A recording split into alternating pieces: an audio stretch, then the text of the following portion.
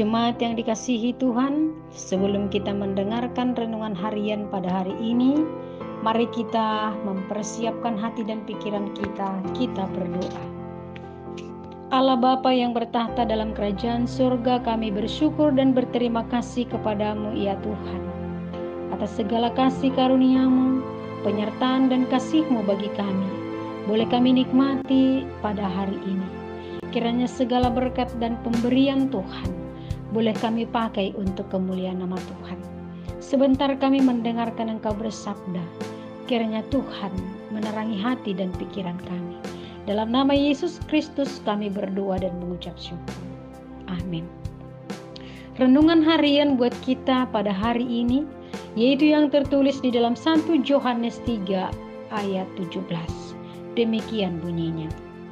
Barang siapa mempunyai harta duniawi dan melihat saudaranya menderita kekurangan, tetapi menutup pintu hatinya terhadap saudaranya itu, bagaimanakah kasih Allah dapat tetap di dalam dirinya? Demikian firman-Nya. Jemaat yang dikasihi Tuhan, ciri khas kehidupan orang Kristen adalah kasih yang bersumber dari kasih sejati. Kasih Golgota. Sudah pasti kasih itu adalah kasih Tuhan Yesus Kristus. Kasih yang rela berkorban, mengorbankan nyawa dan hidupnya di kayu salib untuk kita. Kasih itu kasih yang sangat sempurna. Kristus adalah teladan orang percaya yang memberikan hidupnya bagi yang dikasihinya. Maka giliran orang Kristen wajib memberi hidupnya untuk saudaranya.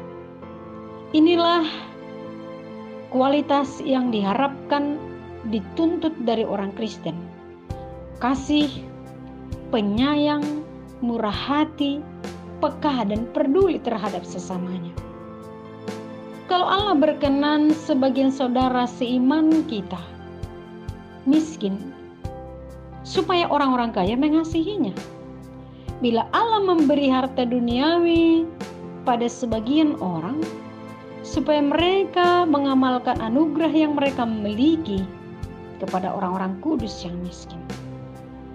Mereka yang memiliki harta duniawi harus lebih mengasihi Allah dengan baik, yaitu mengasihi saudaranya dengan bersedia berbagi kepada saudaranya. Berarti kasih kepada saudara ini didasarkan pada kasih Allah. Kasih Allah ini akan menuntun kita peka melihat orang lain, berbelas kasih kepada mereka, mengasihi mereka dengan tindakan nyata, supaya kasih Allah diam dalam diri kita dan nyata. Bila seseorang gagal melakukan perbuatan kasih kepada Allah, tidak ada kasih yang sejati dari Allah baginya. Demikian kata Yohanes.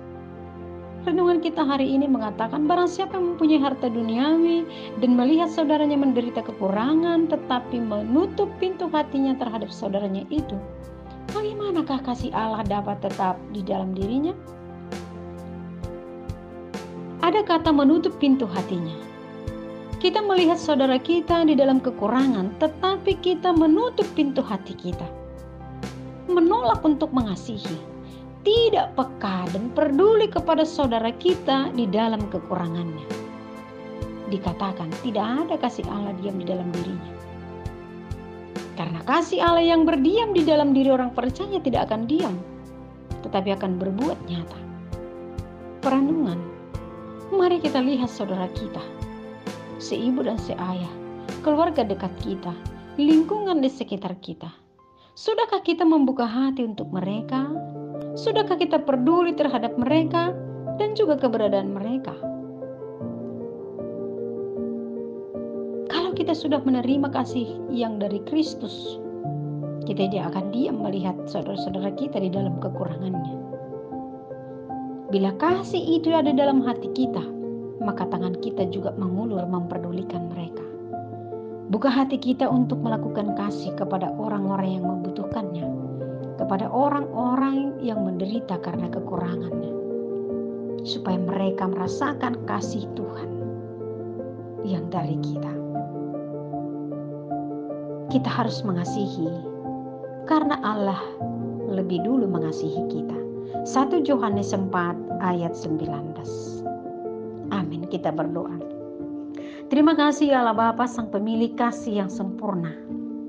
Ajar dan tuntun kami Bapa untuk hidup di dalam kasih-Mu yang sejati, sehingga kehidupan kami memancarkan kasih sempurna dari-Mu sebagai pengikut Kristus yang sejati. Dalam nama Yesus kami berdoa. Amin. Amin.